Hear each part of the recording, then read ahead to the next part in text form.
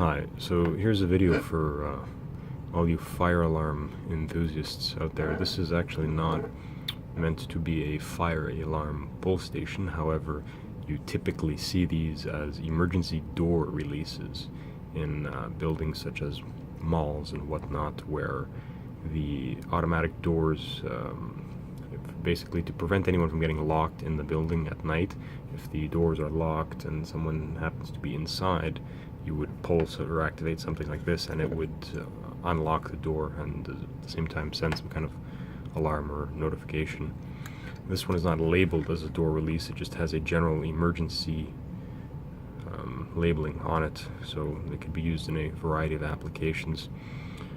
This one's made by Mircom, a Canadian company, and you have two switches. One is a normal open, one is a normal closed, so a variety of ways it can be hooked up. What's always been interesting to me is the amount of force that's actually required to pull this thing open, and the fact that this is all extruded aluminum and you have these really jagged edges here. I actually had cut my finger playing with this before.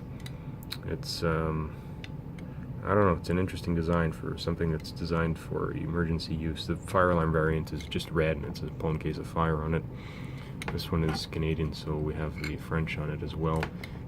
And the fact that they used two totally different styles of switches, I don't know, I guess it was cheaper like that, or both styles were not available in a normal open and normal closed configuration. This one is made by Leviton, so this was probably quite a more expensive part to find. Furthermore, you can insert a glass brake rod through here, supposedly for some kind of tamper deterrent. To reset it is quite interesting. I've actually seen fire alarm versions of this taped back together in buildings because I guess someone couldn't figure out how to close it properly, but you have to stick a screwdriver through here. The instructions are actually on here, and you're basically depressing this metal tab to get it to close. I'll try and show you here. So we stick the screwdriver through, we grab that metal tab, and we kind of push up without trying to bend the screwdriver, and just catch that little metal tab back under there. So very bizarre and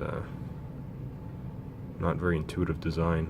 It's always amused me, these types of various devices that exist for activating fire alarms. There's all sorts of things you have to do to get the thing to pull, versus if you ever traveled to Europe, for example, where fire alarm boxes tend to be just a simple square box with a button behind a little piece of plastic that you just push, and that's the end of it. So anyways, here you have it, the Mircom emergency pull station.